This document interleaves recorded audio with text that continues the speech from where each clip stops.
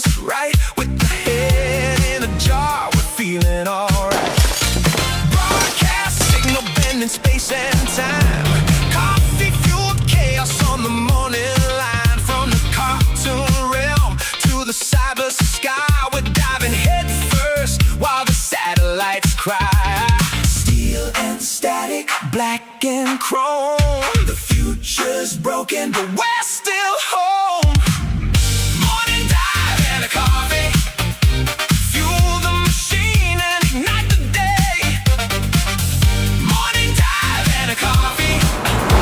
Surfing the timeline all the way.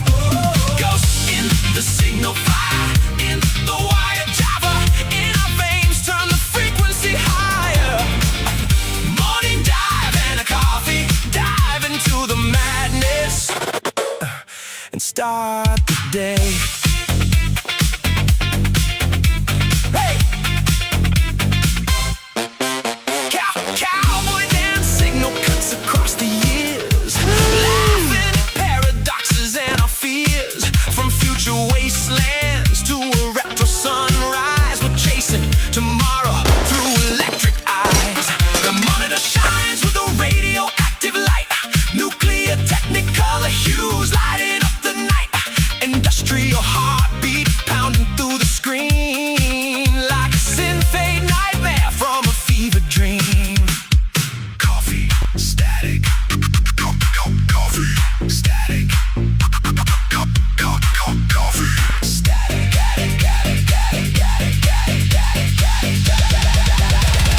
Dive! Morning dive and a coffee.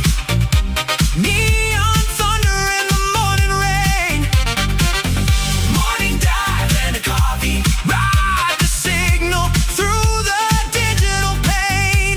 Industrial craniums, broken satellites, cartoon gods and radio waves burning through the night.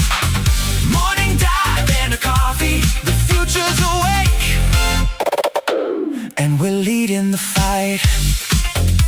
1,000 years ahead, one cup at a time.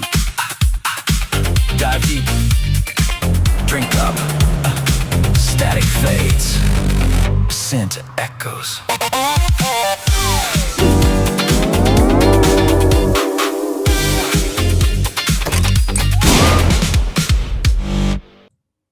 Hey, howdy, hey, boys and girls. KJ Cowboy Dan here, and my avatar doesn't seem to be working. But we do have a good show for you planned today. We're going to be talking about movie adaptations that have made people happy, made people sad, made people mad. From Christopher Nolan to the 1990s movies like Batman in 1989. The 1990s brought us the X-Men. Christopher Nolan gave us the Batman in the mid 2000s, and now we have Supergirl and a few others. They made us mad, they made us sad, they made us happy. They gave us leather, and they also gave us big old rubber suits. And if you're a fan of, like, I don't know, a certain Schumacher verse Batman, they gave us anatomically correct body parts. Woo! Bat nipples. Bat nipples, yeah. Stumbled over my thought process because my avatar, I'd noticed that he wasn't working. I didn't notice that earlier. So every time that we've went live, I've adapted our theme song just a little bit. The next adaptation I'm going to do is I'm going to actually have a version of the theme song that includes Delabin Dan in the theme song. So look forward to a new version of the theme song next week. Little updates to it today for this morning's version of the theme song. We have that little drive through Route 66. I cannot wait to be immortalized in song. Oh yeah. I have some ideas. Like I've been playing with my AI band. I write my own lyrics. I let the band do its thing because I mean I don't have a band handy on me, but if I did, I'm pretty sure it'd be a rockin' version of the theme song. But it's kind of one of my things I like to do is like kind of like slowly go through the theme songs that I on shows that I'm on, and just like slightly make it better. There's a new little nest egg. People are like, oh, there's a new thing. If anybody's paying attention, if anybody's watching, but we are live today on X, YouTube, and Kick. So feel free to share the channel out if you're watching over on any of the shows. And remember that each morning is brought to you by users like you, the wonderful people who take the time to watch our show on the side when you're at work, when you're in the car, when you're in the shower, and when nobody's looking or listening. I'm KJ Cowboy Dan here with Dollar Bin Dan. Dan, how are you doing today? I'm doing great, man. It's been a pretty dense week, but I'm looking forward to the weekend coming up. That's for sure. Yeah, this week it's already Tuesday and I've had a long week. Gonna have a long one as well. So you almost went to a Comic-Con this weekend. I sure did. There was a local con this weekend, which they've moved it to a new venue and upped the cover price. Yeah, So, venues are expensive. Yes, they are, especially new ones. They've moved our entire fairgrounds outside of town. It used to be right downtown, and then they moved it out to the outskirts. So it's also increased the drive time by almost half an hour. Sorry, I had one of those supervillain moments where I just like imagine like some sort of supervillain just like taking some sort of flying machine and a ray gun from it, just and taking a chunk of the fairground out and just like lifting it up and dropping it somewhere else. Yeah, Brainiac bottle city'd our fairgrounds. Oh man. So you disappointed that you didn't get a chance to go? Or well, I was at first. I couldn't get a group together to justify the expense and the time. So what I did is I took the money I was going to spend on the door charge, and instead I went to the local comic book shop and dropped that in the dollar bin. Very appropriate. Very appropriate. Get any good polls? I've got some stuff to add to my Superman collection. I'm afraid I'm not very exciting with my collecting. I don't do like weird indie comics or niche lesser known publications. I'm a big Superman fan. I like mainstream comics, so that's pretty much what I do. I'm a 90s DC. I look for a lot of 90s DC. And I like to spend a lot of my time in the Marvel bins, the Image comic stuff. Like, I mean, Image, Top Cow, those were indie in my day. Now they're kind of like mainstream now, I guess. Top Cow's still around. Yeah, Top Cow's still around. Yeah. One of my friends, we have a poll on my YouTube page, at least a post on my YouTube page asking people to let everybody know their favorite anti-hero. Feel free to comment on that if you're watching. And we're going to do an anti-heroes topic one day here soon, once we get enough responses on that. But yeah, I remember Top Cow was like considered indie back in the day. Oh yeah. They didn't they do like, who was their big, I'm trying to remember what their big IPs were. Wasn't it Witchblade was one of them? Yeah, Witchblade. Yeah. And I want to say the early Lara Croft comics.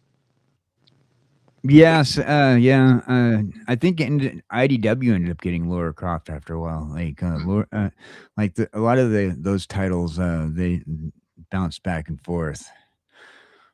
But I think they had Laura Croft there for a while as well. I didn't really read the Tomb Raider comics. I have to admit, I stayed away from those. I liked Tomb Raider as a video game, but I stayed away from the comic books. You know, it's funny how some people come into these properties. You know, some people will take a multimedia property like Tomb Raider, and they'll discover it through movies, and that'll be, you know, their version of Tomb Raider. Some of us old heads got into the games in the old days, and some people come through the comics, and it's funny how that kind of just informs their impression of that particular character. Oh yeah, I mean, there's some people who don't want a Batman that's not like their version of Batman, like the Adam West Batman, or you know, the Norm Brayfogle, Alan Grant Batman from the comics. It's, you know, wherever your entry point was, that's your POV for what that character should be. oh, I know. That's how things were in 1988 when they announced that Batman was gonna be with Michael Keaton. People were like, "Oh no, no, no, no, no, no, no, no, no!" A lot of people got mad about that. We were talking about that off stage. Oh yeah, there people. I mean, most of the big Hollywood magazines, if I remember, were like, "What are they thinking?" Because Michael Keaton at the time was known for doing funny movies like Beetlejuice, Mr. Mom. Yeah, Mr. Mom, Multiplicity. You know, you're looking at a guy who was a comedian. You know, it was the time where like people were trying to break out of typecasting, I think, and you started seeing more people back away from the character archetypes that they were typecast into. Some people did very good, staying their entire life in their one lane of comedy. Other people they moved forward, and there's been a lot of discourse about that even to this day. You know, you're going to see a movie with Jim Carrey in it, and it's not a comedy. Like when Jim Carrey started doing thriller movies, Yes, some like people found it kind of awkward. well, Robin Williams and Chris Rock. You know what? It's funny because most of the actors that I can think of that did all that genre jumping were comic actors. Robin Yeah. Williams, he did some fantastic dramatic performances. Jim Carrey has done several dramatic movies. Chris Rock is in a cop show doing Yeah, dramatic. Eddie Murphy having jumped over to a cop genre, people weren't too thrilled with that at first until they saw the movie. I mean, they're like, Eddie Murphy, the guy from SNL? No, you can't be in a cop movie. You know, me and a friend of mine were talking about Beverly Hills Cop, and they weren't originally going to have Eddie Murphy in that movie. It was supposed to be Stallone that they were going to put in that movie. I was reading about that recently, and Stallone's version eventually became Cobra. Cobra, yeah, yeah. And not as successful either. No, although it did have that one great line: "You're the disease, and I'm the cure." Yeah. Yeah, I think it did have that is the one thing that movie is remembered for. it did have some good lines. Looks like I'm not going to be getting my my avatar to work today, so I'm going old school today. But a lot of movies did have a lot of changes when it came down to that cast. I mean, like a lot of people look back at like these movies and go, okay, you know, Robin Williams, and he did it. He did it kind of tastefully when he did a thriller genre. You know, sometimes he had or something that was out of his comedy wheelhouse. He had like a beard or a mustache. what was it, 8 Hour Photo, like he Yeah, had he that. did that blonde haircut. Yeah, and like he always had like some sort of different look to him when he did like something that was out of his wheelhouse. Um, but having Michael Keaton as Batman, that was interesting. And which kind of brings us into one of our topics for today's movie adaptations of comic books in particular. And we're probably going to even talk about some other movie adaptations. I believe that we're going to touch on the Odyssey, and we're going to touch on a few others. Seeing the Odyssey done as something that, other than a stop animation feature, is going to be something new for me. Oh, Yeah, the old Harryhausen movies. yeah, the old Harryhausen movies. Yeah, those were great. I grew up with those, and I'm like, yeah, these were like great Saturday morning pulp movies. Bad stop animation, but Hey, that was state of the art at the time. state of the art at the time, and like sits in my memories to this day. Oh yeah. Somehow when they updated it with all new effects and modern Hollywood magic and all that kind of stuff, it seemed lesser for it somehow. Yeah, they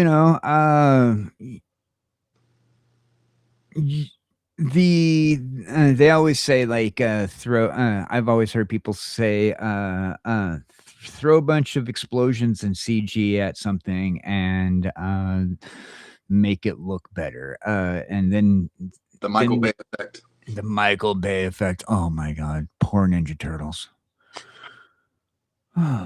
Eastman and Laird should be ashamed of themselves for letting go of their product, because oh my goodness.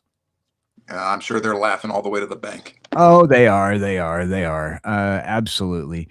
They had some disagreements over the years, but they are rich now. Did you? I read that what caused them their final split, what the final straw on the camel's back, was the female Ninja Turtle that they introduced. Oh yeah, Venus.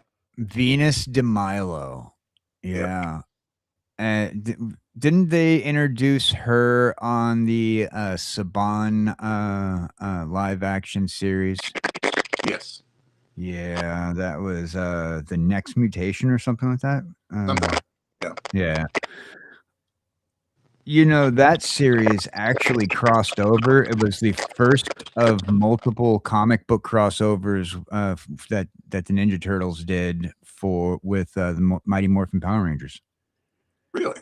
Yeah, it actually crossed over with the Mighty Morphin Power Rangers.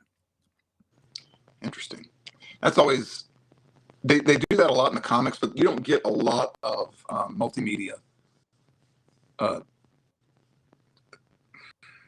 occurrences of that. The only one I can think of is the Batman Ninja Turtles crossover animated films that they did, and some of the Yeah. I know that they did one Batman Ninja Turtles crossover, and they included my least favorite Robin.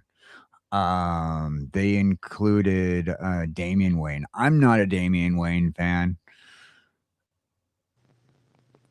He's one of those characters that he's good in small doses, but he's a lot like Jason Todd. He's deliberately unlikable.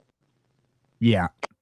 Which, I mean, they saw how that worked with Jason Todd, so going that route was interesting. To me, his best stories, though, were back when they did the Super Sons with a young Jonathan Kent, before they aged him up in outer space. See, I prefer Jason Todd. I just like, and I do like the storyline where Bruce hooks up with Ra's al Ghul's daughter. I just not a big fan of the Damian Wayne aspect of it. Jason Todd, I understood where that was going, and having Jason Todd eventually be the Red Hood was a fun little storyline. I think they probably went. They probably ran with it a little too long, but um, Oh, they're still running with it. oh yeah. They're still running with it. Like I thought, you know, I thought that the Red Hood storyline where Jason Todd took over the Red Hood should have just been a shorter storyline, but you know, whatever. You know, I mean, Do it's you think? popular. He's Do you think when they brought him back, do you think he would have worked better if they had made him a villain instead of kept him as part of the Bat family? Just kept the whole frenemies thing going. I think so. I think that aspect of things kind of got soured. Like keeping him in the Bat family is like it's like they tried to do the Nightwing thing all over again, you know, like you know, when Dick Grayson didn't want to be Robin anymore and because he was tired of living under the rules of the Bat. Um and being pushed off into Teen Titans. Like the way the whole Nightwing thing came across, that was worked out well, I think, well storied, and like having Jason Todd go and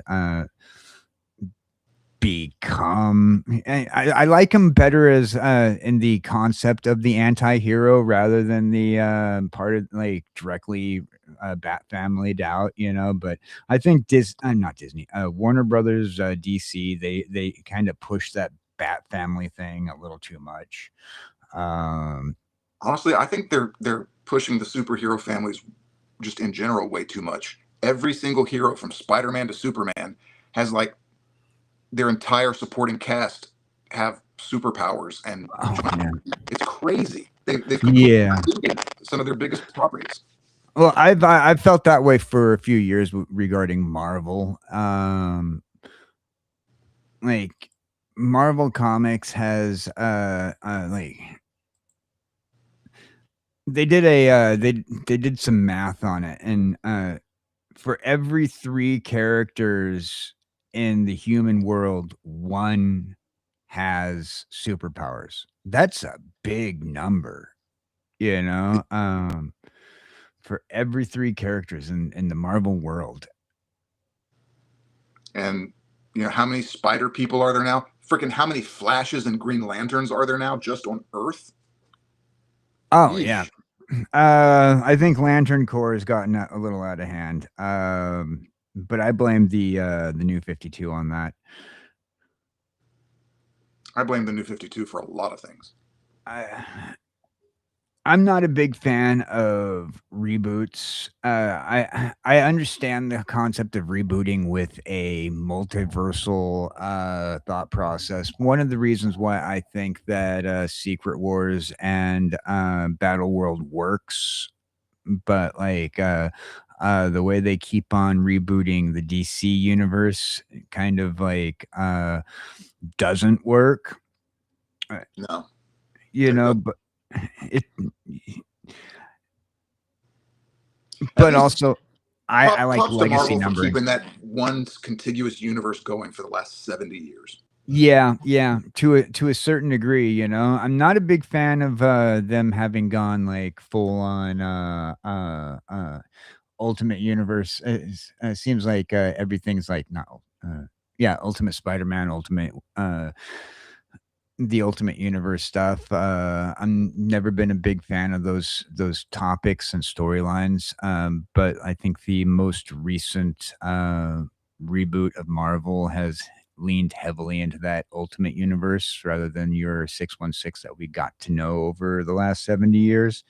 But at the same time, a lot of people like that Ultimate Universe. That Ultimate Universe does touch more on the storylines that the MCU has been leaning towards. Um,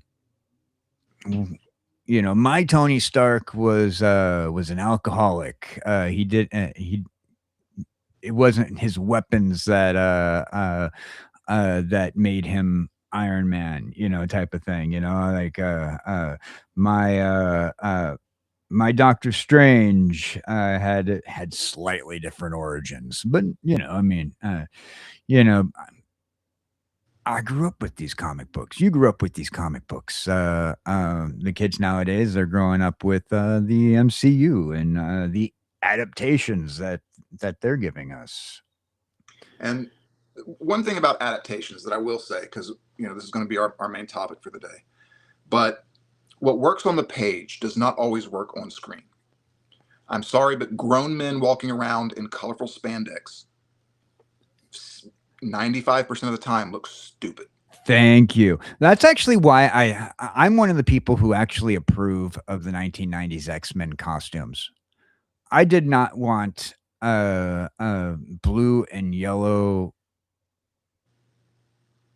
what we got in the X-Men cartoons and on the comic books in the comic books. Like I didn't really want that. Like while yeah, they did a very good job on Wolverine's yellow outfit in the Deadpool movie for Deadpool Wolverine. I kind of like the black leather. A lot of people bagged on it, but like there are times you don't really need to have like uber comic accurate costuming when you're dealing with superheroes.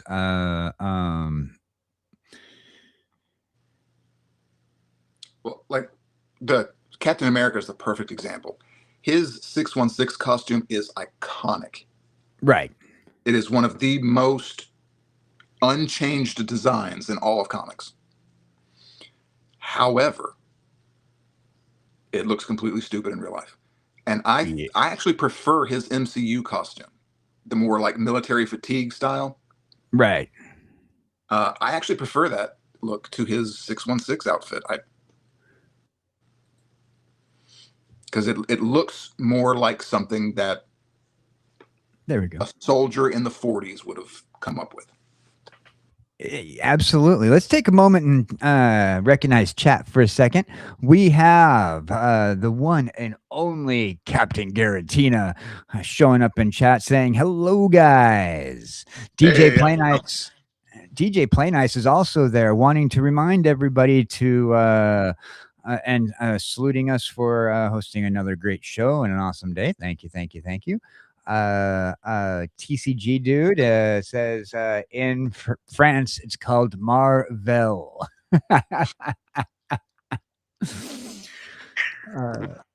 And DJ Play Nice reminds us to hit that thumbs up button and share out the live. Thank you, thank you, thank you. And yes, please do reload the show after the show's over and leave a nice little comment. And I will try to get to the comments. Last week I was neglectful on comments, so I'm gonna end up doing double duty this week on comments. We got the one and only Theta of Nerd Archaeology hanging out saying, hope you're having a good stream. Yeah, I like the original comic book colors or the uniforms of the X-Men. Yeah, Theta and I have Theta's and I are on two different fences. He prefers the blue and gold. I like the blue and gold. Supposedly, he'll be very happy in the next Avengers movies because they're doing the X-Men '97 costumes, from what I hear.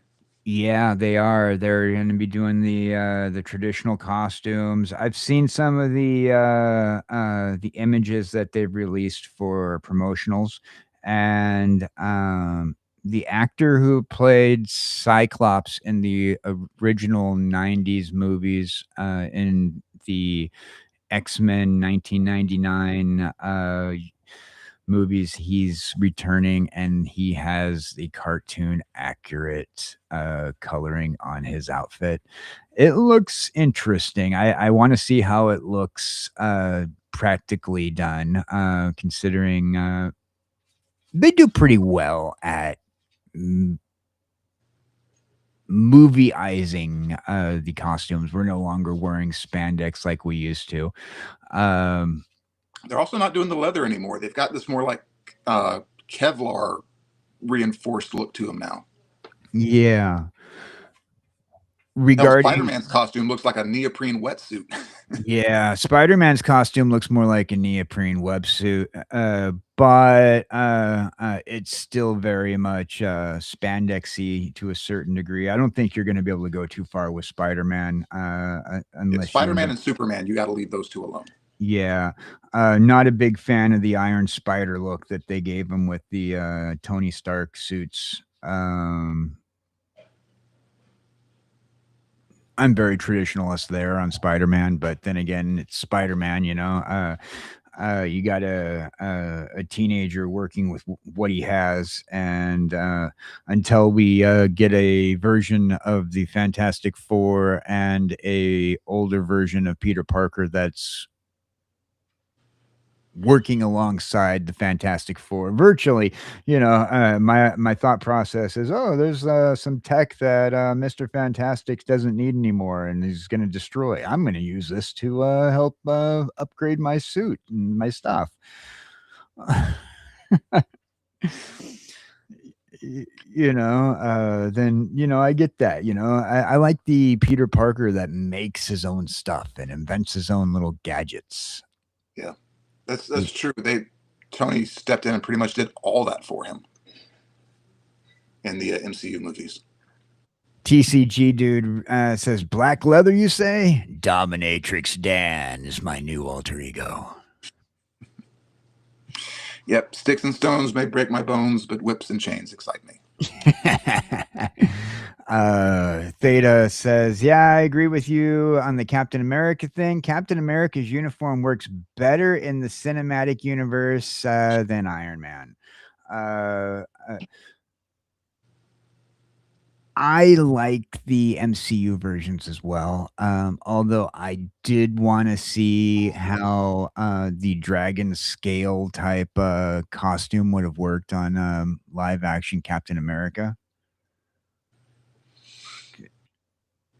Because you know he Oh, had that the yeah. dragon skin texture on his uniforms back in the day. I'm not sure if they still do that on his costume or not, but like back in the late 90s, early 2000s, they introduced this like dragon scale texture to his costume. I remember that. Yeah, I think they've kind of gone more MCU with his costume in the comics these days. Yeah. The military style, just like paddings and whatnot. I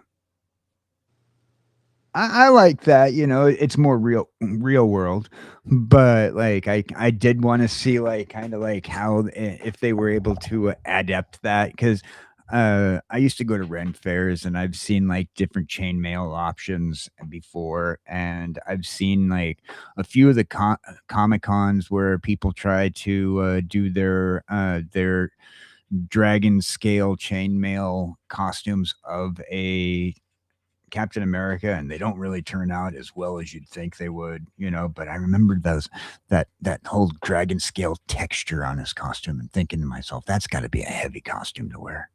Oh yeah, you know. But yeah, Captain America is definitely better in the MCUs than we got in previous iterations of a live action Captain America. Not, like I said, not a big fan of the tights, and not a big fan of the tights for junkular reasons. And if you've watched the documentary on Adam West's Batman and how they what they had to do with Burt Ward and to hide things, trying to be appropriate here, but yeah, they had to hide things. And then we go back to Batman in the Schumacher universe and we have bat nipples. We're no longer hiding things. We're gonna just add it into the rubber outfit. Not a big fan of the rubber outfits either, to be honest with you. Yeah, they were, especially like the whole not being able to turn your head thing. Yeah, well, that stayed a part of the Batman costume for decades, all the way up until the Dark Knight. The Dark Knight, and they I think they finally modified with the Flash movie. they finally modified the Batman costume with the Flash movie, and he said he could actually turn his head a couple more degrees. Well, he told them to put it to not do that Yeah. because part of the character that he developed, that not being able to move his neck was part of it. So he had certain specific movements that he did in the costume. Yeah, he And, was very stiff and rigid, and that made Batman. and so he made them give him the stiff neck costume in the Flash movie. I really like that costume. It's one of my favorite costumes, though. I mean, even though it was all rubber, you know. Yeah, well, I mean, it was the first time somebody had taken a serious stab at making a serious Batman costume. Like, what would that look like? And that's what they came up with. Although, I mean, costuming is definitely one aspect of these adaptations. But to me, they live and die based on how they adapt the story. You know, Oh the yeah, costuming and stuff, that's the visual hook. But if you can't adapt the story in a way that makes sense, both as, you know, a successor to the original story and as something that will stand alone in media, that's a very fine line to walk. I think a lot of it has to do with when you're making an adaptation of a comic book in particular, where like adaptation, comic book, video games, something that has a visual representation of the character. You want it to be something you recognize when you're going into the theaters and you see the trailer come up and beyond the logo, beyond the guy that's saying in a world where superheroes run wild. You know, when you hear that and then you finally see your character come up and you're like, wow, that yeah, okay, that's Superman. That is Superman right there, you know. Yeah, Um I've had that conversation with a friend of mine so many times because novel adaptations, you've got rough descriptions of the characters, and you kind of build up an idea of what that person looks like in your head, but you know that's just your version of that character. With right. comic books, it's a visual medium. So I've known that Superman was a 6'3" Caucasian dude with black hair and blue eyes since I was a toddler. And depending on when you started reading, he had a mullet. Yes, but the uh, black hair, the blue eyes, and the red and blue suit, they were always there. And oh so yeah. straying too far from that kind of feels like a betrayal. Oh, it absolutely does. It does, you know. I think that's why a lot of people had that uncanny valley on the black leather with the X-Men. And unfortunately, it's like you know, I get it. I really do. I mean, you don't want to see certain things. You want to see like kind of like a happy middle ground. Yeah, I don't you don't want know. the straight up spandex to look stupid, Right. but you also don't want something so realistic that it, you know, robs it of its fantasy element. Right. So like I get where the MCU is going with a lot of the characters, especially with where how they have like Captain America wearing a more military-esque garb. I mean, he's not bulletproof, so having him have like a bulletproof outfit is a good idea. Um I like the fact that they have him the same thing with other characters. Now, with Wolverine, when they went to the classic gold outfit, like I thought it looked all right. You know, it was a lot better than I would have expected because they didn't do the full on leather. But you know, they teased at the end of what was it? Not Wolverine Origins, but it was Just I the think Wolverine, the the James Mayfield. Wolverine. Yeah, they teased that at the end when he opened up the suitcase and like there's that outfit that he never wore, you know, except in the comic books and in the cartoons. And I believe it was the gold with the yellow, with the gold and the brown, not the John Byrne brown, but the gold and the brown, not the gold and the blue in that. Right. And I seem to remember that too. And that was even Yeah. a deleted scene. I don't think they kept that in the theatrical release. No, I think it was a deleted scene after the fact because it wasn't in the DVD release. I know that. I had to watch the deleted scenes on the DVDs to see it. I never watched it in theaters, so that was one of the Marvel movies I did miss in theaters. Well, But I mean, after the pain of watching X-Men Origins Wolverine, I can imagine that you weren't in a hurry to be hurt again. yeah. Yeah, and the X-Men movies keep on making me sad. I'm sorry, I can only watch you kill off anything like Marvel. They need to stop killing off Charles Xavier. It's starting to wear thin. Yeah, it's like blowing up the Enterprise in Star Trek movies. We get it. It's been done. Yeah, we don't need to do it anymore. Okay, I get it. Who we have playing Charles Xavier is getting old. Patrick Stewart's getting old. Ian McKellen playing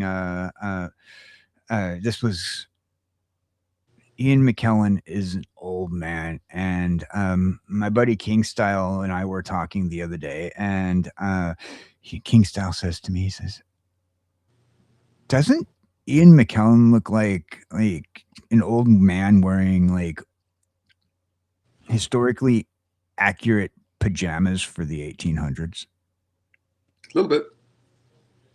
And I'm like, "You just ruined Magneto for me." I got to tell you, I really enjoy Fassbender as Magneto. If they do go forward with more X-Men stuff, I would not mind seeing McAvoy and Fassbender continue their roles. Yeah, that's what I thought they should have brought in. Are they even listed for this Battle Worlds movie? I don't know. I have a theory. This it's just a theory that a lot of these alternate universe characters that Marvel picked back up, like Elektra, the original Fantastic Four, the original X-Men, I have a feeling they're going to get snuffed. Yeah. Like there's We're going to not. be incursions, and all those universes are just going to get wiped out. Yeah. So, without going too far into the spoiler on that, because we've talked about not covering the spoiler. Now, I didn't read that anywhere. That's just something I came up with. If that coincides with a spoiler, I apologize. Oh, okay. So, without going too far into it, pretty much, a lot of these, what we're gonna call legacy actor characters who played in the alternate universes are going to get killed off. I've Uh, I've had a feeling that was going to happen. Because that's the whole premise of that Secret War, is that universes kept collapsing on themselves. So it's a pretty easy logical step to take. That was what they would be doing. Yeah, they're pretty much. I'm not a okay. So, it reads like it's like a whole new take on Secret Wars to Battle World, and it for what they and we've talked in the past about, okay, if you don't own the rights to a lot of these characters, having these characters the way they are, and the storylines that they're going to have, you're going to be working with what you can. As we talked about, I believe we brought it up last week when we were talked about like how the Gauntlet, the Infinity Crusade, or no, the Infinity Gauntlet movie particularly didn't work out the way we had hoped it would, because they didn't have rights to the characters. So like they did what they could with it, and the same thing with this movie. There's characters that's going to be missing from Battle World when they do it. We're not going to be seeing a particular character that is a catalyst to Battle World. We're not going to be seeing the Beyonder. Well, let me But ask you this: which version of Secret Wars are they adapting? Because there was a secret war about 10 or 15 years ago where the 616 universe got wiped out. And Doctor Right. Doom basically used like a cosmic cube and the Infinity Gauntlet to create kind of a mishmash battle world to save They're going to everybody. be doing a version of that. Okay. So it's not the OG Secret Wars. No, it's not the OG Secret Wars. They are definitely doing a version of that. I don't believe that.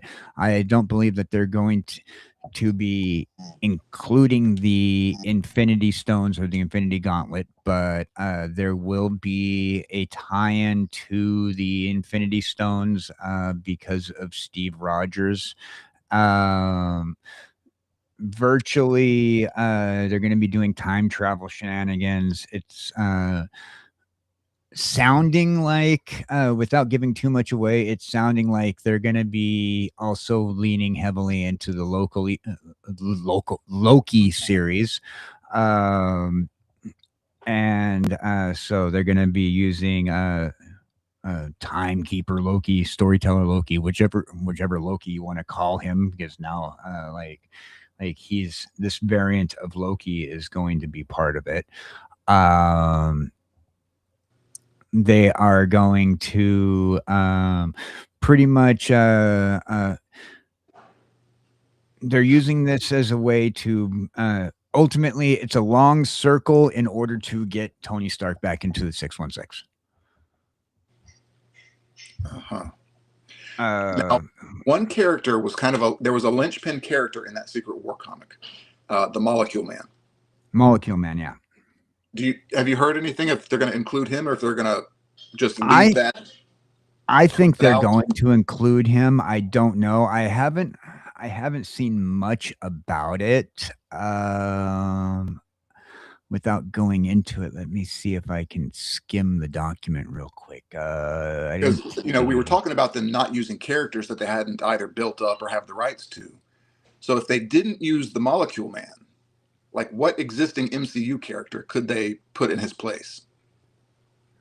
So main characters are going to be Reed Richards, Sue Storm, Franklin Richards, Doom, Charles Xavier. It'll be Franklin. Yeah, Franklin Richards. They have Franklin Richards listed as one of the main characters. They have Steve, Captain America. And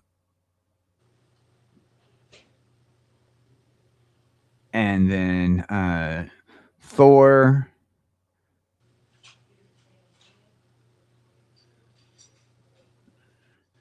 But yeah, they're a lot of hinting towards Franklin Richards. So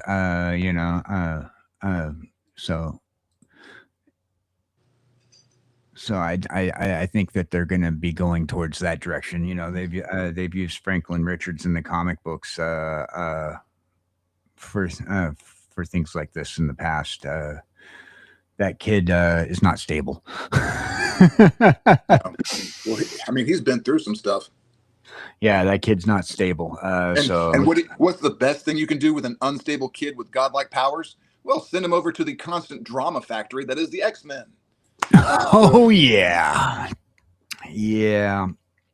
But they are talking about that without giving away too much of stuff. I think I will be covering it on another show, like the leak itself on the plot line. I'm not a big fan of what they're doing with it, but I do think it's an interesting topic. The way they're going to go about it is going to be an interesting topic to talk about. It's a different take, definitely, but they are combining a couple of storylines, I think, in order to make it work. Which is something I can totally understand that they're going to be doing, especially since a lot of characters are owned by film rights are owned by other companies. The fact that Disney or particularly Marvel Productions for what that's doing the MCU. They've been playing nicely with Sony. They've been playing nicely with Universal. They've been playing nicely with Paramount. I think that we're going to see more characters that are under those titles come to the MCU, at least for collaborative efforts, because that's all the MCU is a collaborative effort between multiple companies. And Disney's not known to play nice with other companies. I mean, we saw with Who Framed Roger Rabbit, like all the drama that happened with that and between Warner Brothers. Warner Brothers, yeah. What's that? I said, but that was such a great movie. It was. Although I like Cool World better. Really? Yeah, I don't know why. I just liked Cool World better. It was a great movie, Who Framed Roger Rabbit, and big piece of my childhood. But for some reason, Cool World, 1992, which came out this month in 1992, by the way. It was one of those ones like Batman. I felt like I had to sneak into the theater to watch it. Well, humans don't do doodles. Yeah, I mean, it was.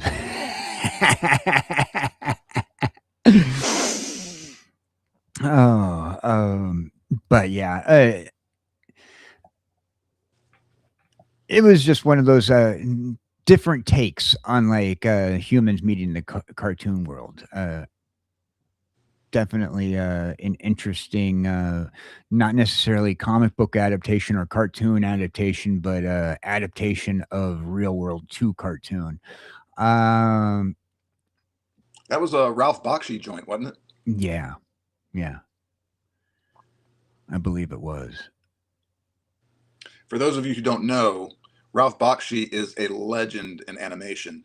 The old original animated versions of The Hobbit and Lord of the Rings were done by Bakshi. I'm double checking right now, but yeah, I think it was.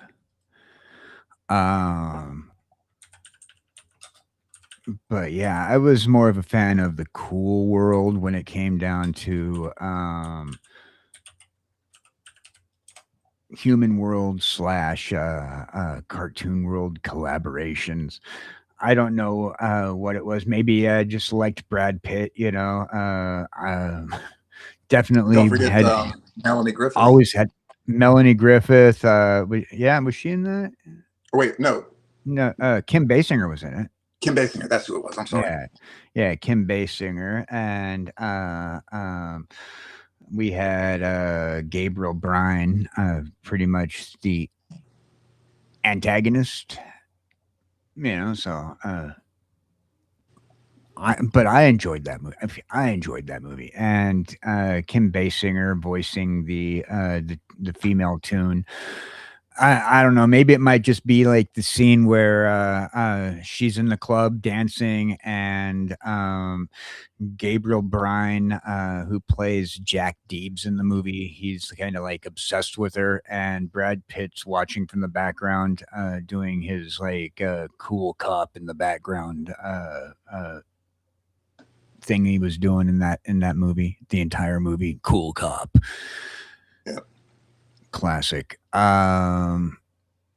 So regarding film adaptations, an indie comic called The 300 became a huge film hit. Yes. There's been a couple of those. There's, in my mind, there's two different adaptations when you're talking about comic book adaptations. One is where you take the character and certain story elements and then just kind of go your own way. And another one is like a direct page to screen story adaptation. Yeah. So like think Batman v Superman was kind of an example of the first, where you've got the death of Superman, but not really. And then something like the 300 or Sin City, where it's basically just shot for shot the comic. Yeah, I really like Sin City. That put out a nice little series of not necessarily set in the same world, but I mean, with the same people who did Sin City, you had them put together Unbreakable. You had them put together a couple other movies, and really good stuff on in that line of comic books and comic book movies. Then you had just like some stuff like Mystery Men that took Flaming Carrot comics and did something fun, but not exactly comic book accurate. Yes. We had a lot of people. If you're from the '80s, you remember Buckaroo Banzai. Yes. You know, uh, pretty much played on the camp of the 1960s to the '80s. When we went from campy to the Dark Knight, it was a change for a lot of people seeing us going from one Batman campy or even just campy they're comic book superheroes and it's what you read in the in paperback and humorous costumes of spandex and then all of a sudden you have Tim Burton giving you something dark and it didn't hit the camp. I think that was another reason why people kind of like steered away from the Tim Burton Batman at first. And now he is like the iconic Batman that everybody bases a Batman movie off of. You know what's funny though is they did that and it was hugely successful, and then immediately turned around and Schumacher came in and kind of brought it back to the old Adam West campy stuff. So it's Oh been like yeah. this roller coaster of super serious comic book movies and then fun comic book movies, and then it goes all the way into camp, and then it course corrects back to super serious. I mean, the Yeah. MCU is an example of that. You had all these movies that took themselves very seriously in Phase One, and then after Phase One, you had movies like Love and Thunder, um, where it just got really, really campy again. Yeah. So, like, best description I was able to give the Schumacher universe was like, okay, take we're going to take that Michael Keaton Batman.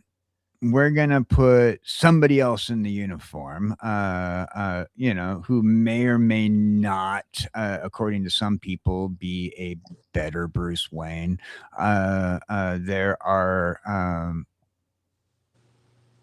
There are some people who believe that oh, what was his name? Kilmer, No, the other one.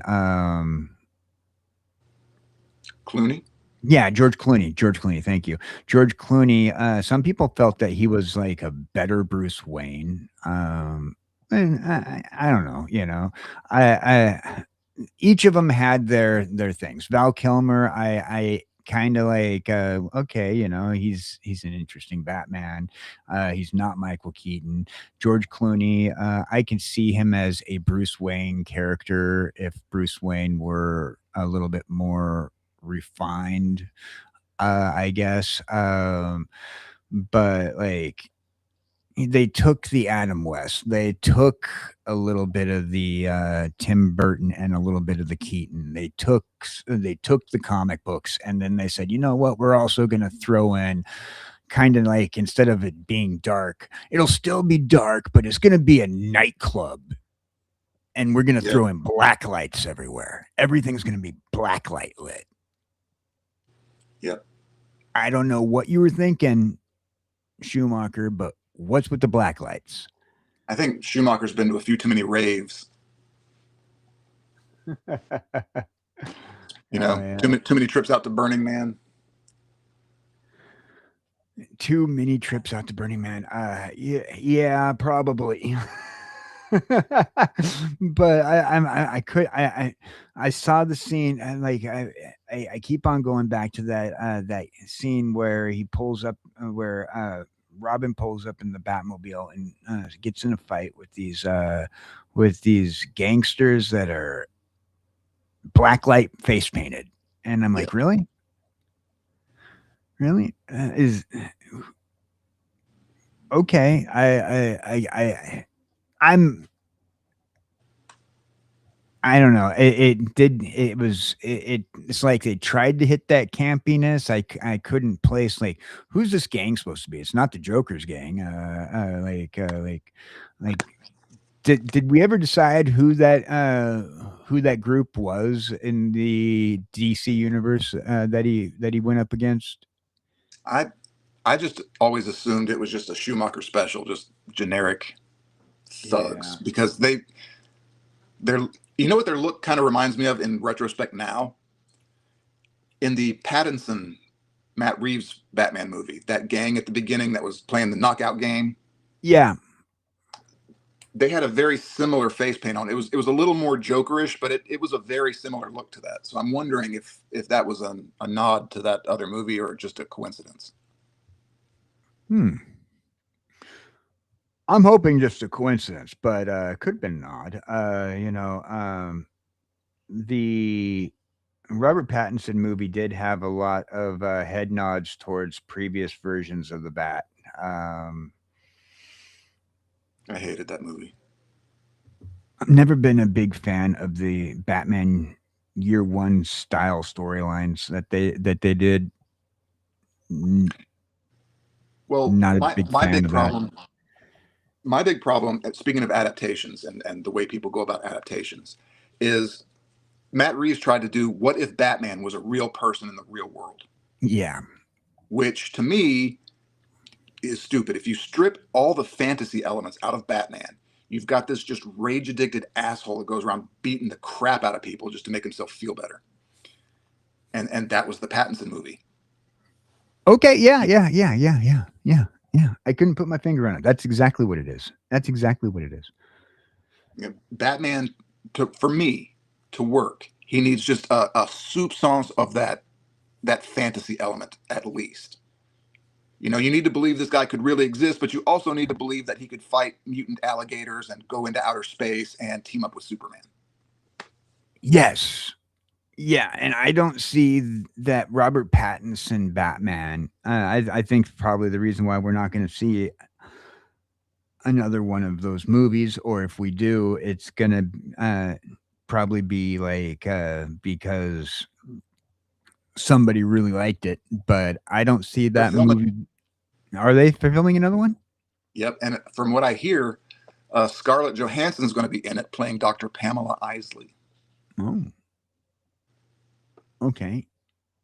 And also, I've heard Sebastian Stan is in it, although I can't remember who. There was a rumor he was going to be playing Harvey Dent, but I don't know for sure if that was confirmed. Oh, okay. Interesting. I can't picture Robert Pattinson's Batman though being part of the any version of the DCU though. No. Like like like like if you're gonna real world comic book characters, like real worlding usually means less access to supers. Hmm. Well, that was the kind of the point of Alan Moore's Watchmen. The thesis of Watchmen, according to Alan Moore, is it's completely stupid to want to see superheroes in the real world. That was his thesis because they would be egotistical psychopaths. Yeah. Yeah. And he said people who read Watchmen just completely missed the point of it. But you know, as with any form of art, you kind of everybody gets their own take on it. Watchmen, a lot of people compared Watchmen to 1985, but with superheroes. Yeah, I can absolutely see that parallel. Yeah. a lot of people like, oh, okay, Watchmen was 1985. And I read a few of the Watchmen comics. What they were Vertigo comics when Vertigo Yes. used to be DC used to have Vertigo as a separate entity of its own. Yeah. Yeah. And it was Watchmen was one of those what Zack Snyder Yeah. part That's of that. what got him the Superman movies. Yeah. And oh, now I lost my train of thought. Watchmen. I distracted you with Snyder. So yeah. Oh, here's an interesting little fact. Originally, Alan Moore wanted to use the Charleston heroes like Captain Atom, Blue Beetle, not Rorschach, The Question. The Those question. were those were characters that DC had acquired from Charleston Comics, and he wanted to use them. And when DC read the script, they were like, "You cannot do this to our characters." So he replaced them with analogs, like Captain Atom became Doctor Manhattan, Dr. Manhattan. The Question became Rorschach, the Blue Beetle, I think it was, became Night Owl. Was it Blue Beetle that became Night Owl? Okay. I thought I Night can't Owl was remember supposed to be an specifically. analog for Batman or something. But He might have been, like, I'm just pulling this from the depths of my memory, so I may have some of the details off, but yeah, he was originally going to use the Charleston heroes for that story, and DC just put their foot down and were like,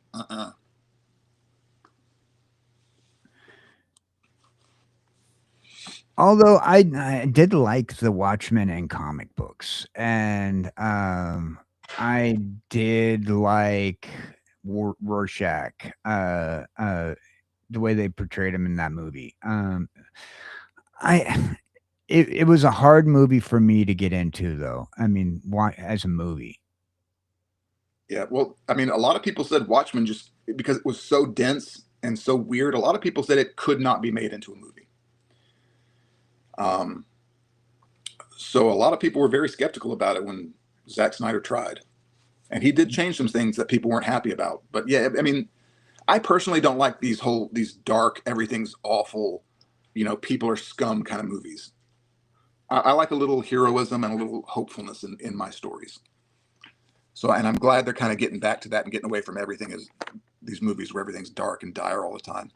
Right. I think DC Comics in the 90s they kind of like leaned heavily, so a lot of the DC stuff which included the darkness in a lot of these comic book movies.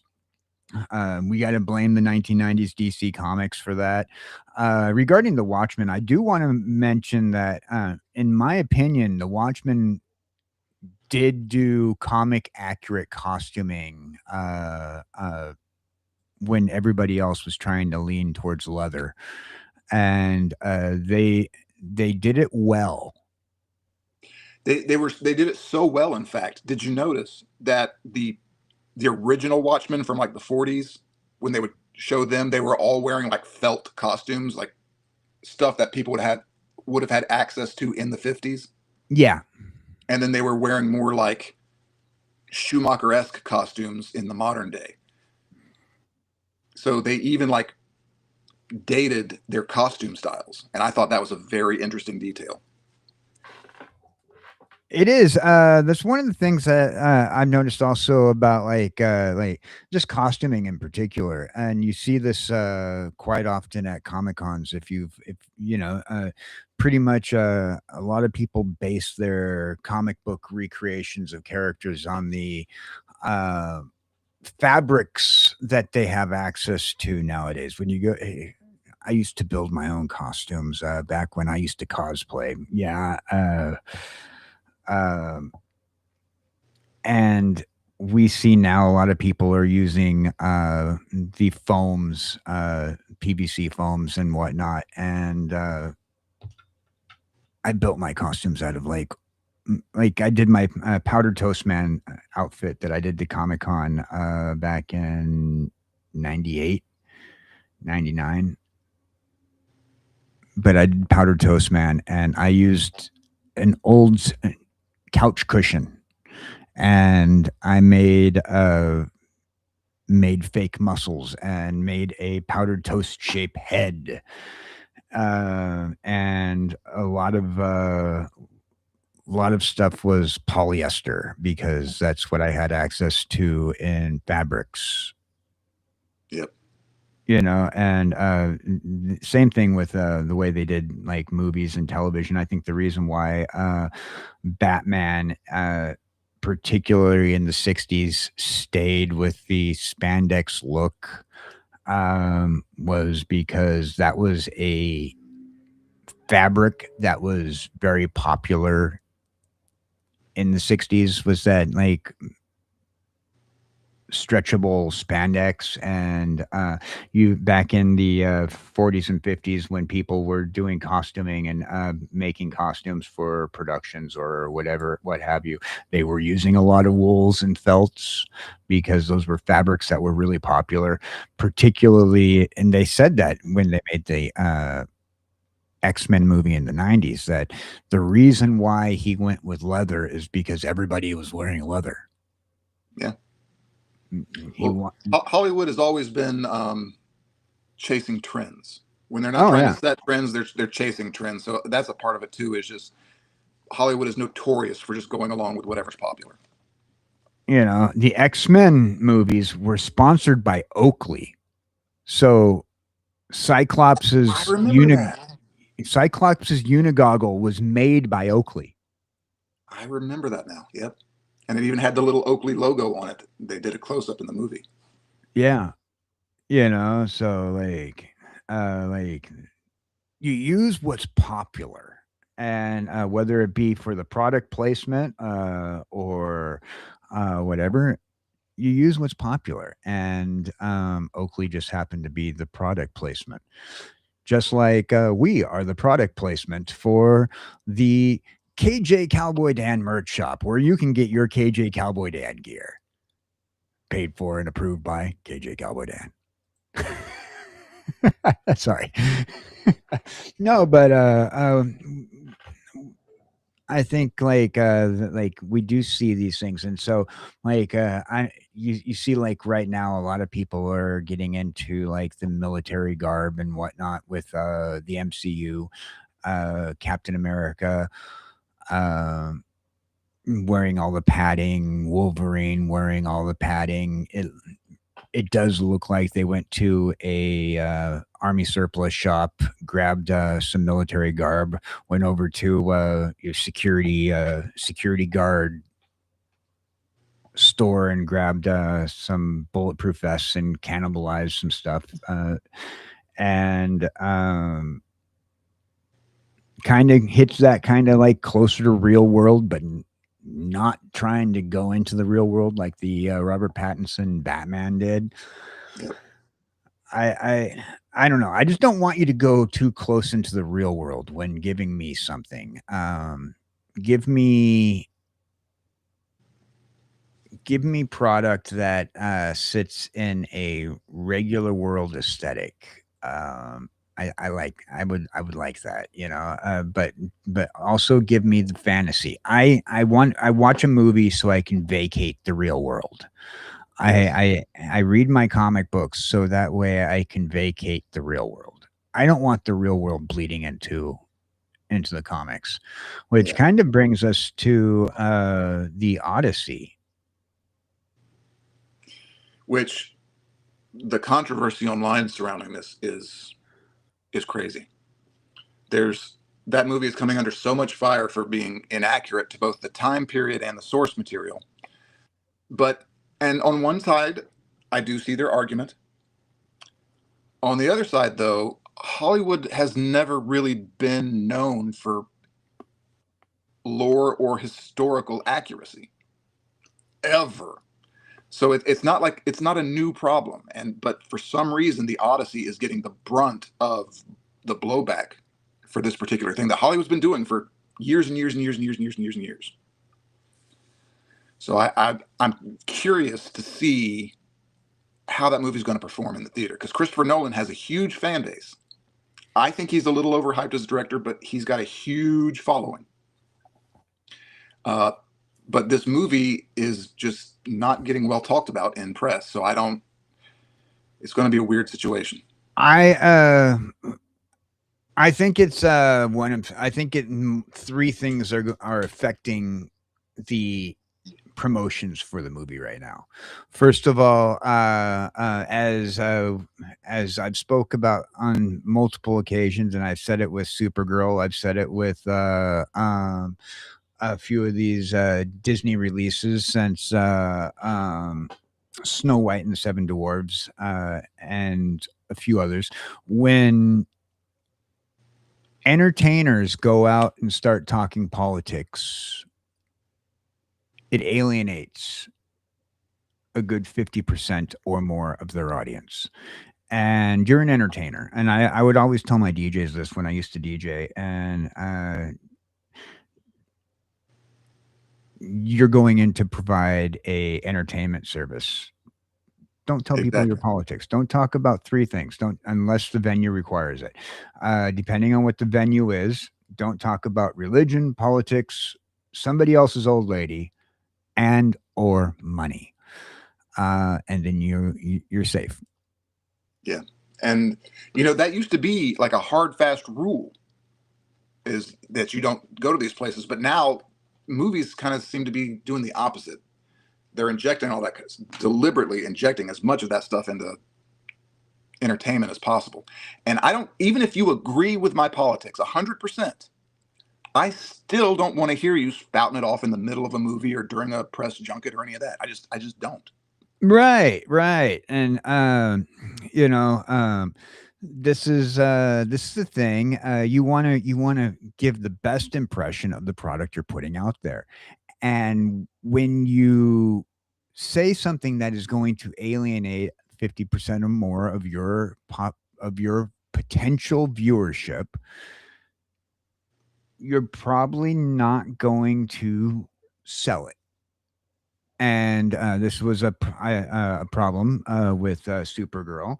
Now, you gave a very good review of Supergirl. Nope. You said, well, I gave it was a a negative. very good review of He-Man. Supergirl was. Well, you said that it was. You said that it. Well, it was complimentary. You said it was that it was a good sci-fi movie if you don't go in expecting Supergirls. What you kind is.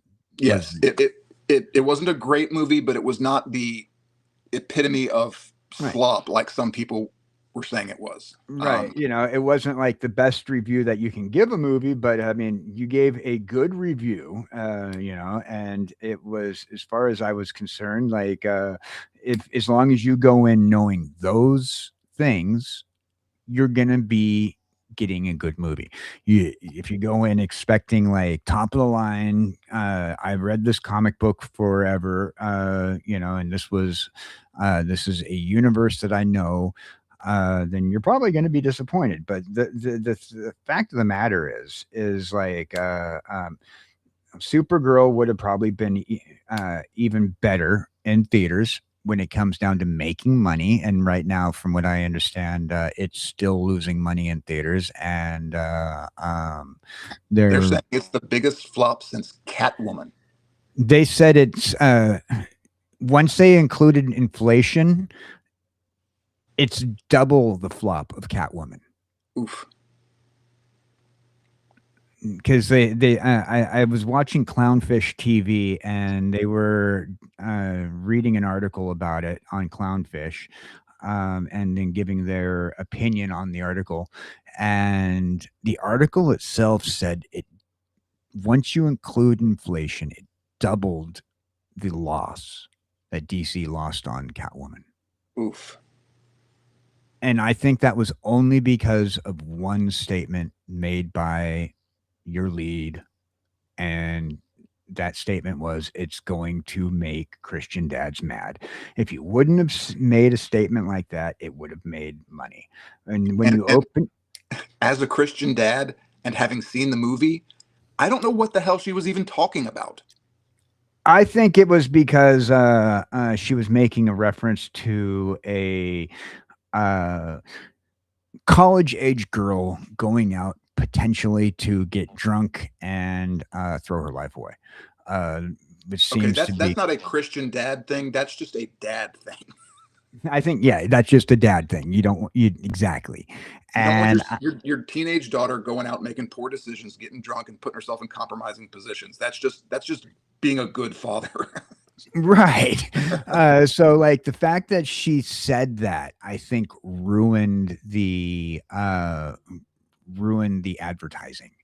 And a lot of people like a lot of people go into a movie not liking it, come out of a movie not liking it entirely, going, okay, well, this is not what I grew up with, this is not the lore I'm used to, this is not the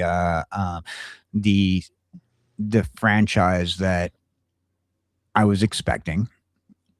And eventually that movie grows on you. I mean, look at some of these X-Men titles. I mean, a lot of people don't like Wolverine Origins only because of one character. The rest of the movie, you know what? If you cut out the Deadpool scenes and Wolverine Origins, it was a good movie. Don't make sense if you cut out the Deadpool scenes. You know, but And I did like it Liv grows on you. Schreiber as Sabretooth. Yeah. Yeah. I mean, it grows on you. I mean, you can like, if you see, I have a theory with like the X-Men movies, since like they kind of introduce characters like what are considered prequel movies. They introduce it's a different universe. It's not the same universe, because in Days of Futures Past, when Wolverine goes back in time, he goes back to that other that the prequels stuff, but they introduce Nightcrawler differently than they introduce him in the original 1990s. So it's obviously a different universe. When Wolverine goes back in time to save the future in Days of Futures Past, he doesn't go back in time. He goes to another universe. Hmm. That So, universe, which kind of makes that entire movie pointless. it does. If you think about it, think about it. Ugh. Yeah. Yeah. So I mean, because you got to think about like the characters that they released in that version, unless that one movie that has Nightcrawler for that version of the X-Men doesn't exist, or one of those two. One of those two cannot exist. So so either you edit out like these things and go, okay, you have unfinished storylines here, like just cut these scenes out and go, okay, well, we don't have those issues. Sorry, we don't have those issues. You're gonna have to fill in the blanks on your own, or you go, hey, I don't know, but so I don't remember where I was going with this. I was on a rant and I lost my train of thought. Man, that happens to me all the time. Dang you, ADD, and only one pot of coffee. So adaptations. I mean, regarding the how things will grow on you. Like Supergirl could have been a good movie. It wouldn't have been a Supergirl movie to a lot of people. It would have probably eventually grew on people, and it probably would have been a thing. I mean, after all, now there's a cult following for Catwoman, even though people didn't take well to it. Halle Berry did her best for what she was given. Mm-hmm. She was no Eartha Kitt. Yeah, but nobody is, man. That woman was one of a kind. But she did her best on it. And do I hear a bird in the background? All right, I'm gonna tell you this, and you're not gonna believe me, but I own 2 peacocks. Oh, okay. I'm like, what is either I hear a bird in the background, so I'm thinking, what are you, like in the Congo or something, or Sort of. It's mating season for peacocks, like 3/4 of the year. So that's what he's out there doing. Oh, well, there you go. If there's any other peacocks in this area, please, somebody hear me. Yep, I've got peacocks, chickens, and dogs currently. Peacocks, chickens, and dogs. Starting a zoo. I could very easily. In fact, it's practically a petting zoo out here right now. I got 2 lazy cats. Yeah, in fact, I got a dog right here looking at me saying, "Why can't I be your co-host, Dad?" Hey, why not? I'm pretty sure the dog has a lot of interesting things to say. Kibble. I have like the one dog on earth that never barks. He doesn't make a sound. My son has my son and his girlfriend have this dog here in the house, and I forget that the dog's there, but then like once every other day it'll bark, and then I've said what I've said, and she goes back and lays down. Yeah, I respect a man. A few words. Yeah. So so yeah, a lot of these adaptations, like, and I expect for the Odyssey is going to probably make a few people mad, but I have to say, like, I've had one statement regarding acting, and we knew this back in the days of Shakespeare. A man can play a woman, partly because of legal reasons that they had back in the day. Allegedly, women weren't allowed to work, and theater was considered work. But if you can play a woman, and I'm not going to get into politics or anything, but and then we saw this with Leonardo DiCaprio's version of Romeo and Juliet. You could have a black man play a Roman white man. It doesn't matter as long as you act out something that's remotely good and people are going to want to watch it. If the acting is good, there is a certain amount of suspension of disbelief that I can handle. Just, as long as people don't go in there spouting politics, I think you're going to have a good time. Otherwise, inject yourself into the role as an actor, inject your talents into the role as an actor, and people can forget about the other stuff. But once you start injecting yourself in your thought processes and all these other things into the promotion of the role, people are going to get a sour taste. I agree. And again, it goes back to the escapism. A lot of people just they don't want to see the real world necessarily reflect as it is, reflected in their media. I remember Supergirl during their second or third season. I started losing interest in that show because I would hear them talk about things that I would hear about in the news that same week, and it really turned me off because that Right. was not the point. I don't want modern real world politics in Metropolis. I want to acknowledge Scotty over in chat. Scotty says he's looking forward to the Odyssey. Actually, Scotty, I appreciate Scotty's point of view on a lot of things. Me and him had a few conversations about a few shows, and like Scotty has a different view on things, and I kind of admire the way he's able to look at overlook things. For those people who know Scotty, he hangs out with a drama. Uh, he hangs out with Jill, derivative Jill, and he's also on a couple of the shows around YouTube, and he has some good thoughts about things. His thoughts on Supergirl were very positive. Pretty much since I didn't see Supergirl, I really didn't have room to comment on it. So like when I made a post on about Supergirl, and I started talking about the original 1984 series because I saw that, I knew the comic books, and I knew the 1984 series, and I said, look. Supergirl is a classic love triangle between a gardener and A horse. A gardener and a horse. Yeah, a classic love triangle between a witch, a human witch, and a Kryptonian hottie. And I didn't really comment more on that. Some people took. I actually had somebody in my who commented on it who thought that I was going political by not talking about the movie, and I'm like, look, I wasn't going political. I just didn't see the movie.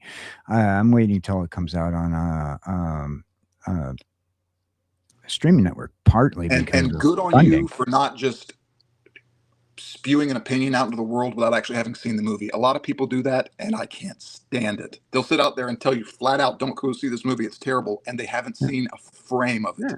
Yeah, I'm not gonna. I'm gonna reserve my opinions until after I see a movie. It doesn't matter when I see it, as long as I see it. I'll reserve my opinions for then. I Now, just don't want people expressing political opinions and ruining the promotion for it. Because part of going to a movie is watching the trailers, watching people say, "Here's what I liked about making the movie. Here's what I like about this character." yep, and like we were talking about earlier, and there went my train of thought again. Jesus Christ. Oh, uh, to Scotty's point, which, howdy, Scotty. Um, my trepidation about seeing the Odyssey is not because of any of the controversy surrounding it. My trepidations about seeing the Odyssey stem from the fact that, like we were talking about earlier, Christopher Nolan just don't do it for me anymore. His last couple of movies have been a real slog for me,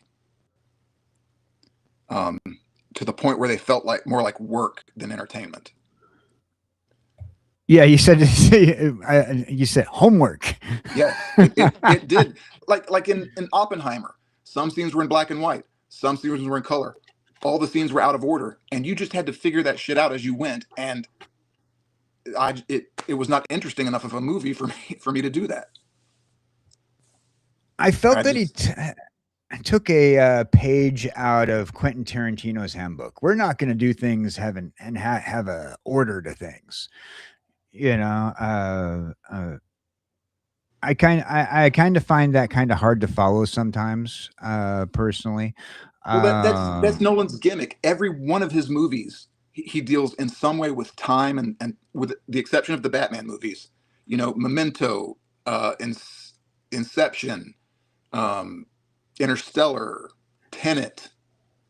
They're all, time is practically a character in the movie. They're either out of order or they're about time, and it's like he's taking it too far.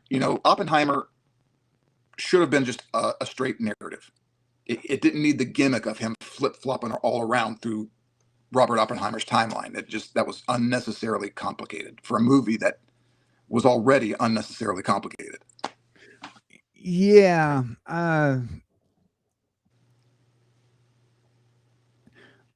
With historical films, you probably don't need to do like an artsy thing.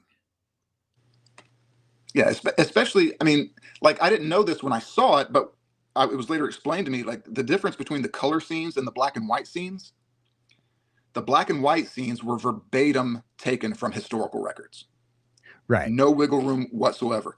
The color scenes were interpretations of stuff that they had incomplete information on. So he basically color coded the movie, but with just absolutely no explanation whatsoever. Yeah. And you can tell the way like Christopher Nolan's like style is. He likes to use like kind of like darker theming, like not necessarily like darker theming in storyline, but darker theming in like colors and whatnot when he's doing something that's very what he considers artsy, or in like he throws color into something that he's exaggerating. He does that on a regular basis. He did that with the Batman movies as well. Like, okay, the exaggerated things are going to have color, and uh, the storyline itself is going to have dark imagery, color wise. He did that with Batman, like with the Christopher Nolan Batman. like the villains, things that were exaggerated on, had color involved, and everything else, like the Batman storyline itself, was under like just dark lighting and dark colors. And I think that's just a standard Christopher Nolan like brush that he uses. Yeah, well, it ain't working for me. Yeah. Christopher Nolan is an acquired taste. Although he's not using this brush based off of all the trailers I've seen with the Odyssey. So kind of curious to see what they do with it. Scotty says Christopher Nolan made Oppenheimer. That was a 3-hour movie that felt so quick. I didn't realize how entertained I was until after 3 hours story. I feel like too. Hey, It glad did you enjoyed it, man. It did seem to have like a pace to it. He does have a way of pacing. Following Christopher Nolan, you have to be a Christopher Nolan fan to be able to follow his stuff. Especially post Inception. Yeah. He really seemed to lean into his gimmick post Inception. I liked Inception. It was really more the what the heck did I just watch kind of films for me. Yeah, that I felt that way about Inception, the same way I felt about Matrix after the first time I saw it. Okay.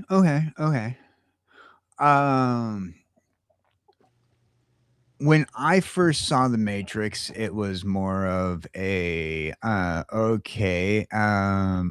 This is an interesting take on a post-apocalyptic future that and the following and the conspiracy theories and the way people thought about like crazy stuff in life. And The Matrix definitely spawned a interesting thought process amongst people.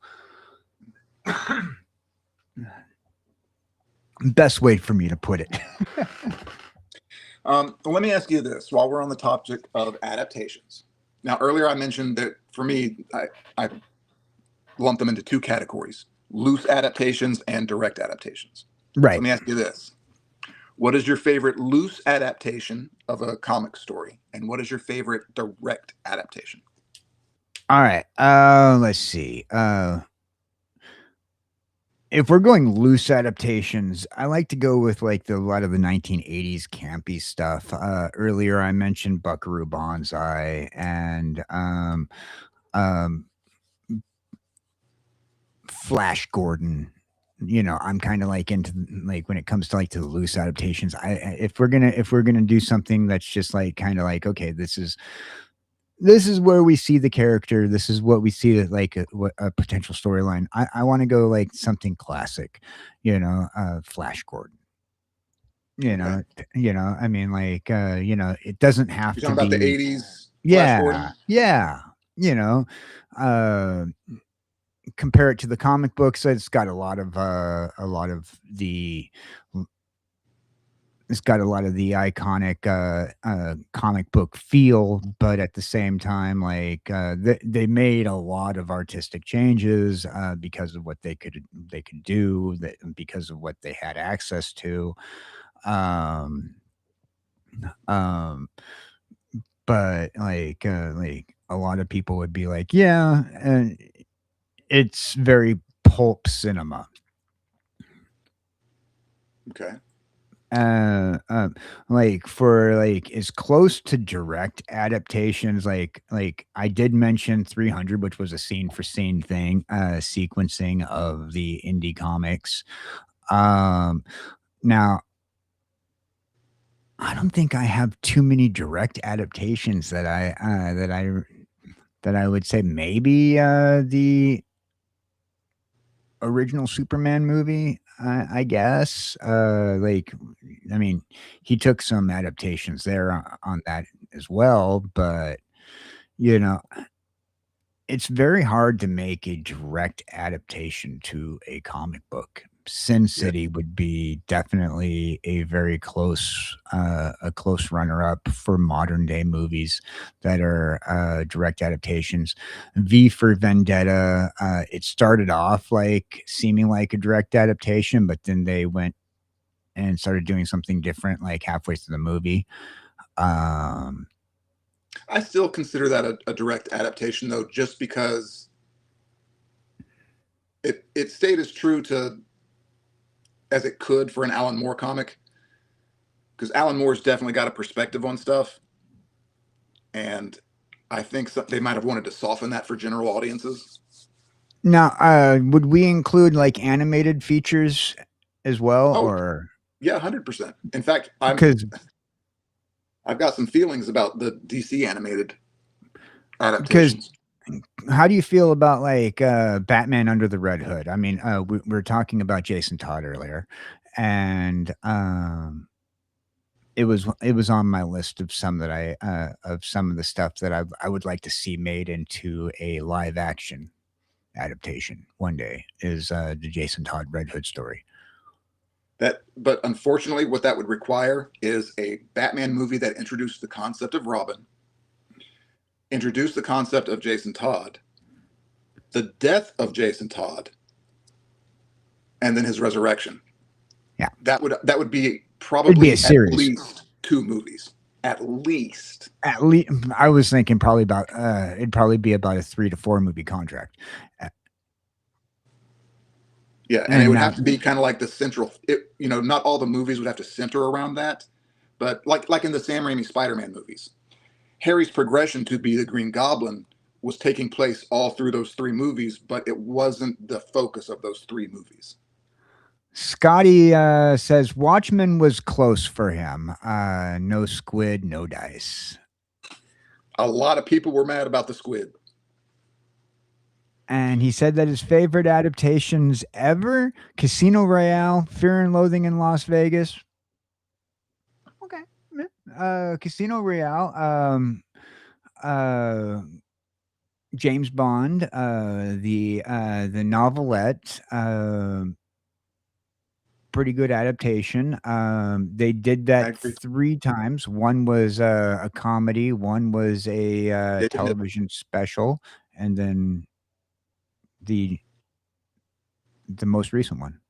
Yeah, with Daniel Craig. Yeah, with Daniel Craig. Gotta say, yeah. That is one of my all-time favorite Bond movies.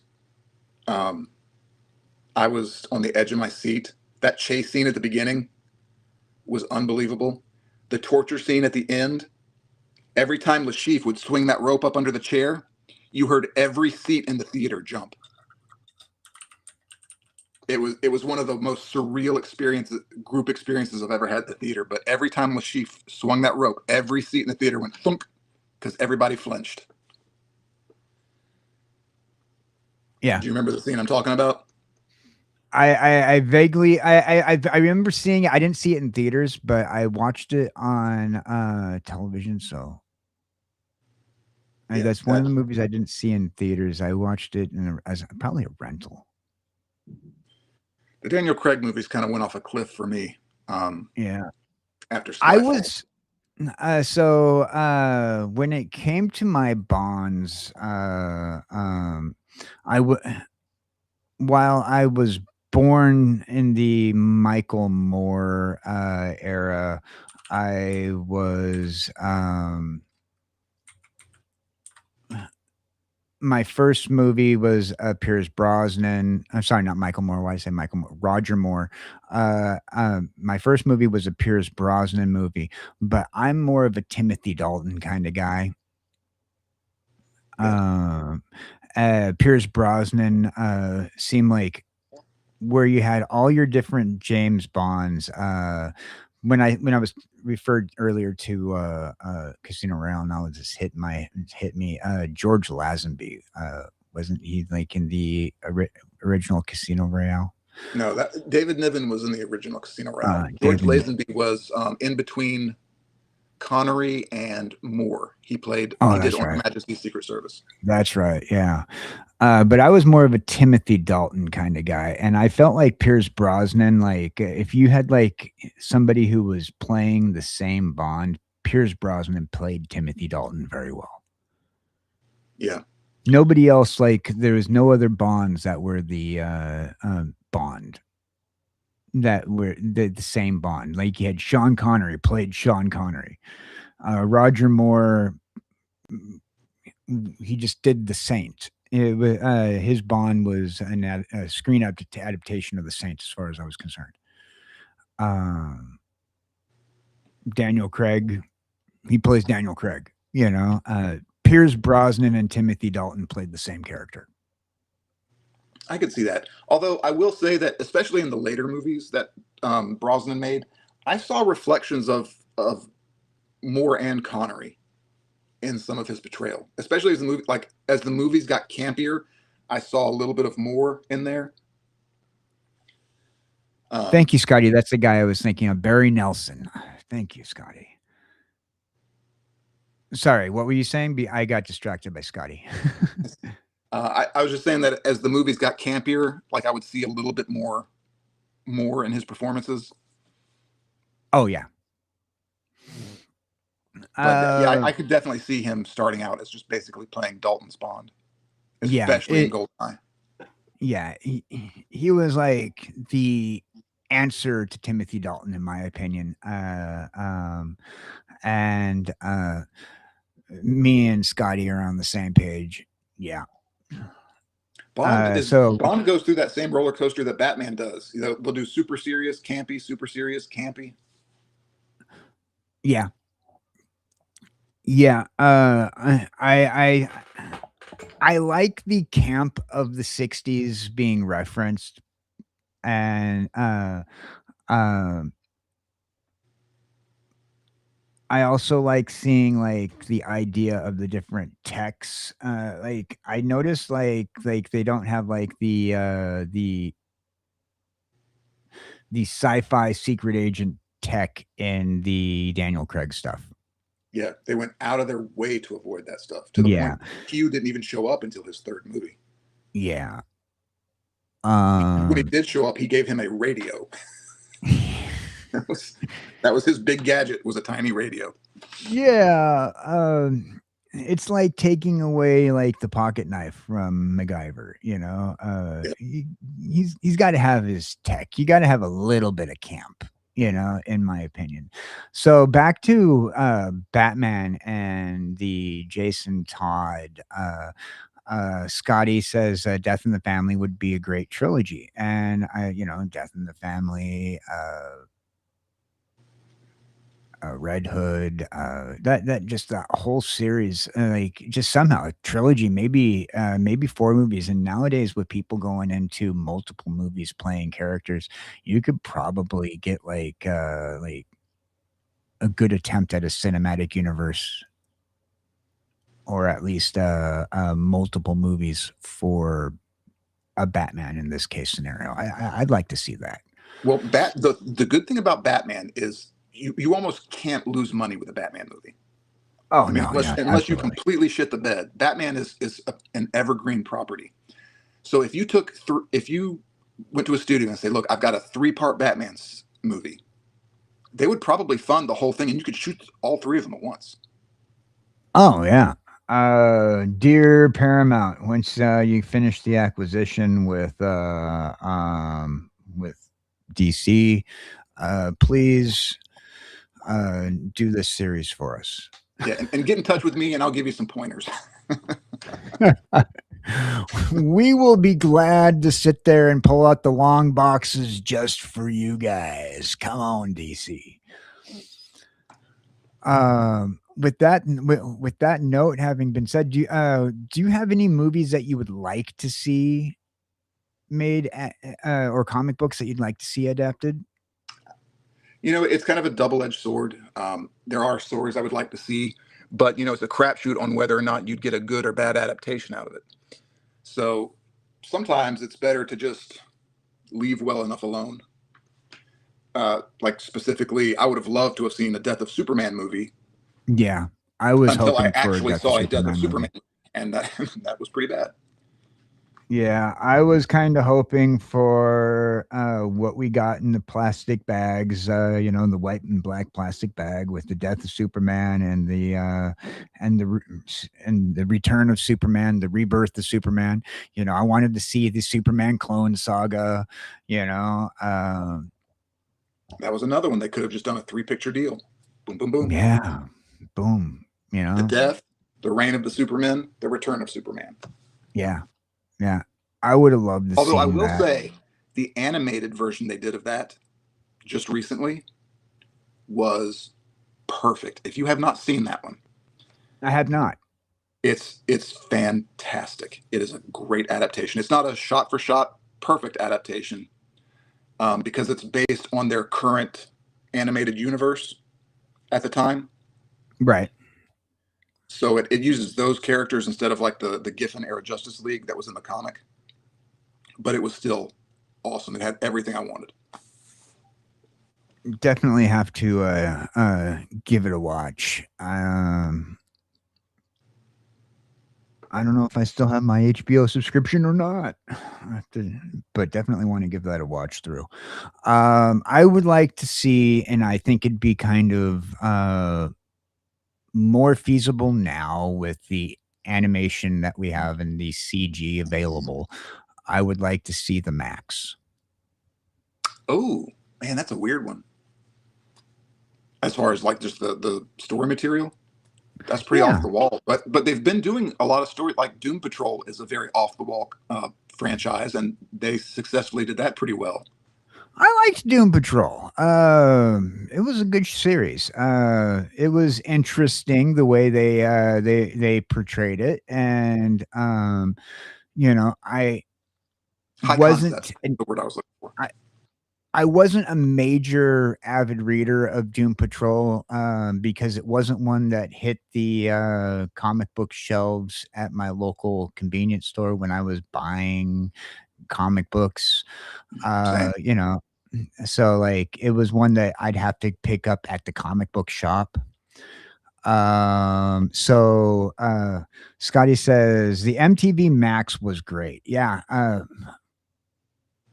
it was a great Oh, that's cartoon. right. Oh man, yeah, Yeah, it they was. did a Spawn cartoon, and a Max cartoon, and I think they tried to do, was it a Youngblood cartoon Yeah, back in the day? yeah, they tried to do Youngblood. I think it only lasted one season though. I would also like to see an adaptation of Witchblade.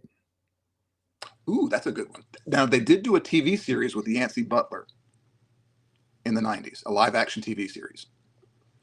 Did they? But the Witchblade was basically just like a bracelet that turned into a sword. Oh yeah. And our friend, one of our friends from who usually hangs out in chat on the nerd archaeology side, Orphan Zane, says that he'd like to see the Darkness, which is s- associated with Witchblade. So Yeah. he'd like to see the Darkness do have one of those things. So that's What a good what company idea. published those books? I believe it was Image and Top Cow. Was it? Yeah, I think it started out as Top Cow and then went to Image, but I think Top Cow is owned by Image. Okay. So, but I believe it was Image and Top Cow. Okay. I could not for the life of me remember who published those all of a sudden. Yeah, I believe it was Image. On that note, had a very good. Hey, we went just about 2 hours. Right on. Little late start, and we went 2 hours. We had a good talk. I enjoyed this one. I hope you guys did too. Feel free to make sure you go over to Twitter and give Dollar Ben Dan a follow. I will post his Twitter in the. I will post his Twitter in the chat here. And make sure you give him a follow. Build up that little following, and don't forget to join us every Tuesday, because Dollar Bin Dan and I are going to be doing this every Tuesday. And on Wednesdays, we're going to do a random morning show as well for the Morning Dive into Coffee. I believe this Wednesday we might have TCG Dude joining. And on Friday, we're going to be doing the twice now postponed episode with Iron Tiger. Unfortunately, I had to miss out on Friday and postponed. So we will be returning this coming Friday for the Iron Tiger episode where we talk about our IPs. I put in the chat Dollar Bin Dan's Twitter page. Make sure you go and follow him over on Twitter. Yeah, my goal is to have more human followers than sex bot followers. Yes, and if we can accomplish that goal, we don't have to worry about him having to become Austin Powers to have to eventually defeat an army of sex bots. Yes. Although, well, that's for a different show.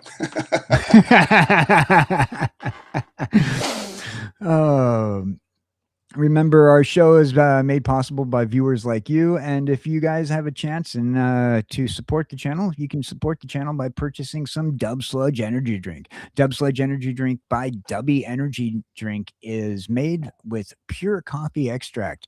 One scoop will do fine and making a nice little drink if you're not having a coffee to drink on the morning dive. Use the code KJCBD26 to get 10% off of your purchase. Also, ladies and gentlemen, you can also go for a 10% off on a coffee cup at the Cowboy Dan merch shop, where we have a whole line of KJ Cowboy Dan coffee cups that are $14 US, made out of pure American plaster, I guess. Whatever they make coffee cups out of. I use one myself, and it's very well seasoned. The one that you see on the screen is my favorite, has the old version of me. I'm actually going to be having some new coffee cups designed with my current version of my character, and you'll be able to see those on the channel soon. If you want to support the channel with a donation or a gift, any gifts that you purchase, you can go to Throne to get a gift. I will open them live on stream, so that way you can see what you pretty much think that I need to have to improve the show, whether it be something for content, new mic stand, a new monitor, or even a bulk lot of comic books that are random. I'll be glad to open those live on stream. If you want to do a monetary support of the channel, anything that goes in monetarily will go to pay for the stage, and also any assets that we need for our opening credits, our end credits, or making sure that we have working technology. Thank you very much for joining us. I've been KJ Cowboy Dan, here with the one and only Dollar Bin Dan, and this is our theme song. Have a good night, or a good morning, a good afternoon, and enjoy.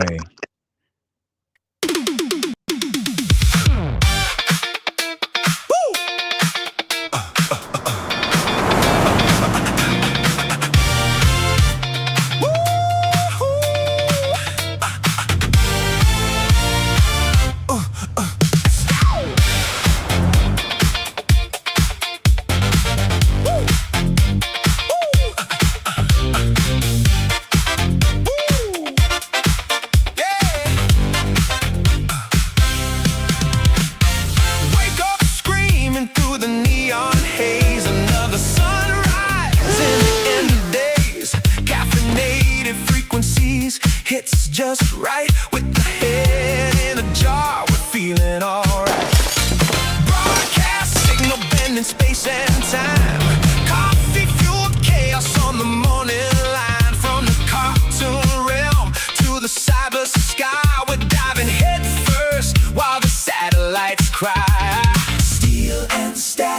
black and chrome. The future's broken, but we're still home. Morning dive and a coffee. Fuel the machine and ignite the day. Morning dive and a coffee. Surfing the timeline all the way. Ghosts in the signal fire, in the wire Java. In our veins, turn the frequency higher. Morning dive and a coffee. Dive into the madness and start the day. Hey! Cowboy dance signal cuts across the years. Laughing at paradoxes and our fears. From future wastelands to a retro sunrise. We're chasing tomorrow through electric eyes. The monitor shines with a radioactive light. Nuclear technicolor hues lighting up the night. Industrial heartbeat pounding through the screen. Like a synth-fade nightmare from a fever dream. Coffee, static. Coffee, static. Coffee, static.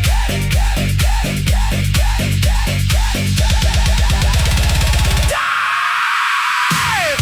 Morning dive and a coffee. Neon thunder in the morning rain. Morning dive and a coffee. Ride the signal through the digital pain. Industrial craniums, broken satellites. Cartoon gods and radio waves burning through the night. Morning dive and a coffee. The future's awake, and we're leading the fight.